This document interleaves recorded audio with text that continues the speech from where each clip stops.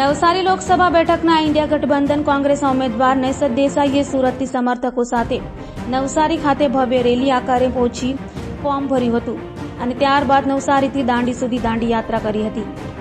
નવસારી લોકસભા બેઠકના ઇન્ડિયા ગઠબંધનના કોંગ્રેસના ઉમેદવાર અને સ્વાતંત્ર્ય સંગ્રામ પરિવારમાંથી આવતા નેસદ દેસાઈ આજે શુક્રવાર 19મી એપ્રિલના રોજ ફોર્મ ભરવાના અંતિમ દિવસે સુરત સ્થિત ઈશ્વર ફાર્મથી બંડી અને ધોતી પહેરી તેમજ હાથમાં લાકડી પરિધાન કરી અનોખા પ્રયોગ સાથે કાર્યકરો તેમજ તેમના સમર્થકો સાથે ભવ્ય રેલી આકારે પ્રસ્થાન કરી સુરત શહેરના અંબાનગર, સોસિયો સર્કલ, ઉધના 3 રસ્તા, દક્ષેશ્વર મહાદેવ મંદિર થઈને વિસ્તાન 4 રસ્તા, સચિન, કંસાળ સહિતના વિવિધ વિસ્તારોમાંથી પસાર થઈ નવસારી પહોંચી નવસારી લોકસભાના ઇન્ડિયા ગઠબંધનના કોંગ્રેસના ઉમેદવાર તરીકેનું નામાંકન ભર્યું હતું.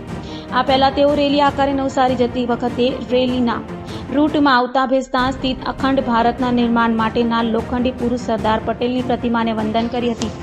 ગઠબંધનના ઉમેદવાર નેસદ દેસાઈ ફોર્મ ભર્યા બાદ નવસારીના મઢવાડ ખાતે શાળા કમ્પાઉન્ડથી દાંડી સુધી પદયાત્રા કરી ગાંધી વંદના અને સત્યાગ્રહ કરી રાષ્ટ્રપિતા મહાત્મા ગાંધીજીએ સાબરમતી આશ્રમની નવસારીના દાંડી સુધી અંગ્રેજો સામે ન્યાય માટે કરેલ 1930ના મીઠાના સત્યાગ્રહનો સંદેશ યાદ અપાવવાની સાથે આ દેશના બંધારણને અકબંધ રાખવાનો નવસારી લોકસભા મત વિસ્તારના મતદારોને સંદેશ આપ્યો હતો.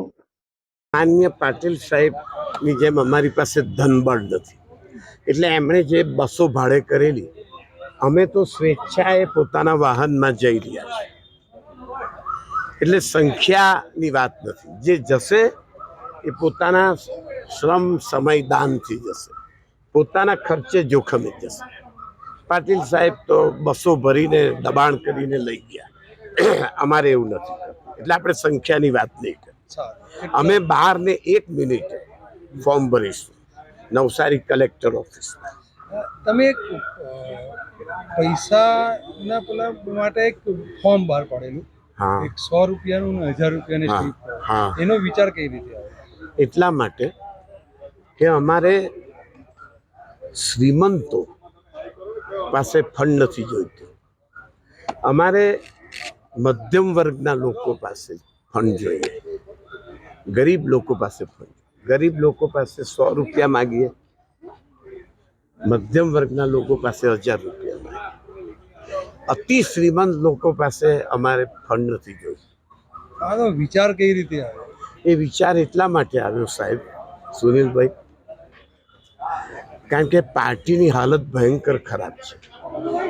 પાર્ટી આખા ઇન્કમ ટેક્સે પાર્ટીના એકાઉન્ટ સીલ કરી લીધા, એવું દુનિયામાં પહેલી વાર બન્યું. બીજું કે મારા પરિવારે મને માત્ર 25 લાખ રૂપિયા આપ્યા, તો ઇલેક્શન કમિશનરે 96 લાખનું બજેટ આપ્યું. માન્ય પાટીલ સાહેબનું 100 ગણું બજેટ છે 96 લાખ કરતા.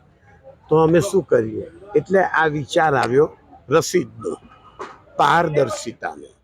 ગાંધીજીએ બિરલા પાસે પૈસા લીધેલા આશ્રમ બનાવવા, રસીદ આપેલી પારદર્શિતાની, એની જાહેરાત કરેલી આખા દેશની, એટલે રસીદ બનાવી.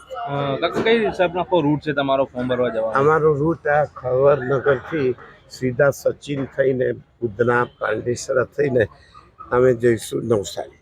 કઈ પ્રકારે કયા મુદ્દાને તમે લોકો સમક્ષ જવાના? આર્થિક સ્વતંત્રતા અને સમાનતા, સામાજિક સ્વતંત્રતા સમાનતા, રાજકીય અને ધાર્મિક સ્વતંત્રતા સમાનતા, બંધારણનો ઉદ્દેશ, એ મુદ્દો પહેલો છે અને મહાત્મા ગાંધીના આદર્શો, એ મુદ્દો પહેલો છે.